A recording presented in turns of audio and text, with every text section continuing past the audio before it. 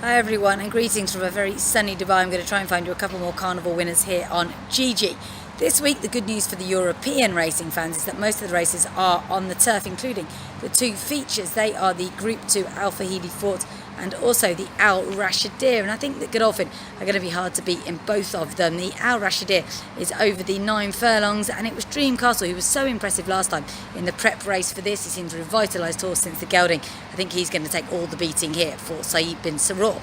In the other feature, the other Group 2, the Al Fahidi Fort over 7 furlongs, I think it'll go to Godolphin again, but possibly this time to Charlie Appleby, who's got a really strong hand in here. Mythical Magic's got an improving profile, and I think he can go well.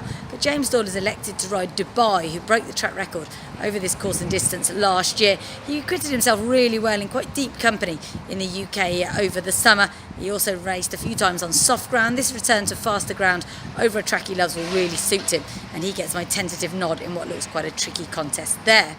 The final race is also on turf. That looks an absolute cracker over 1.5 miles, but Bin Patuta was so impressive on opening night. He looks a group horse in the making.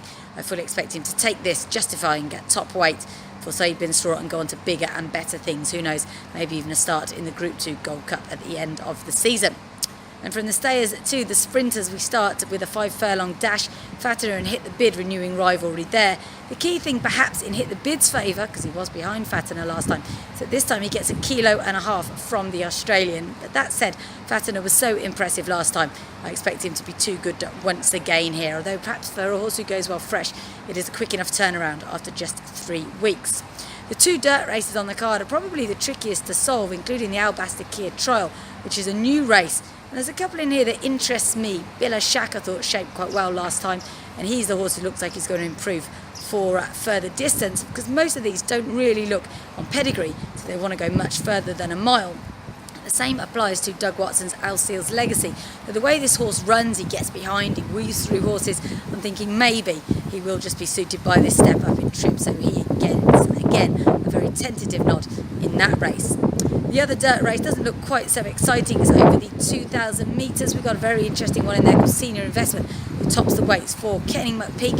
I think a little bit to be taken on trust on his Dubai debut. So I'm going to go for one who absolutely loves it around Meydan and seems better than ever this year. Tried and true to line up for Doug Watson, who enjoyed a really good day here on Saturday with a couple of winners. It looks as though his stables are back in form.